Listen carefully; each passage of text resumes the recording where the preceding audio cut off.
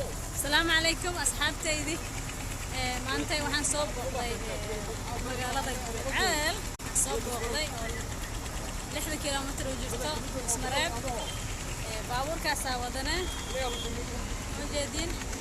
meeshaan waxaa lahaa maqaaxada Badar ee Ismareeb maqaaxada Badar tu meesha la Gurceel iska dalxiis iyo dalkaaga hooyo dhulkaaga baroy maroosa asxaabi wax kala noo sii dhiman inaan socdo kan ajab waaye dadkan baladkooda way shiteen ma fahant saana u shidahay ila socda insha Allah waqtiinay meesha la joognaa hadda weli waxaan ku jirnaa dalxiiska iyo maxaa la yiraahdaa sheekay waan ku soo booqanaynay deegaanada gobolka Galgaduud ee Galmudug meeshaan u jeedaa meel duur ah waaye waqtigan casar waaye qorraxda indhaha iga haysaa samahan dudun waatana gaar ugu dambeysay dudun arko marka dalxiis maarag sidaan ama duduntu markaas la arkaa samahan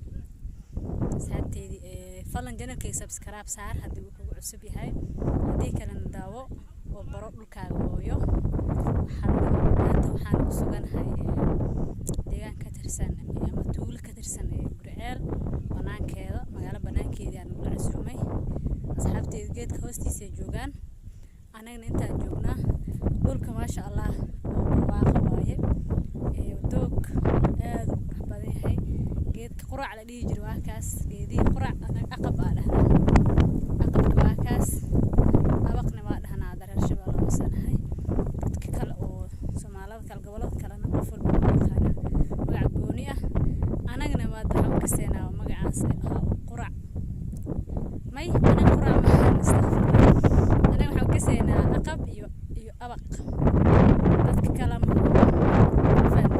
quracna gobolada qaar laga dhahaa gobolada kale wax kale laga sheegaa marka waxaan ku jiraa booqashadii gobolka Galgaduud maasha Allah aad u qurux badan dhulka dadka maasha Allah ya gawana cusubta maanta ku dhax goobta kamid ah reer Galgaduud iyo reer Gurceel aan casuumeen ku mahadsan casuumaadooda iyo sharaftii qiimaha ay noo soo dhaweeyeen asxaabteyda qofku soo socdo Galmudug si fiican dadka maxaa leeyahay idinka warbixinaya aad dad fiican waay maasha Allah oo aad dad soo dhaweynta iyo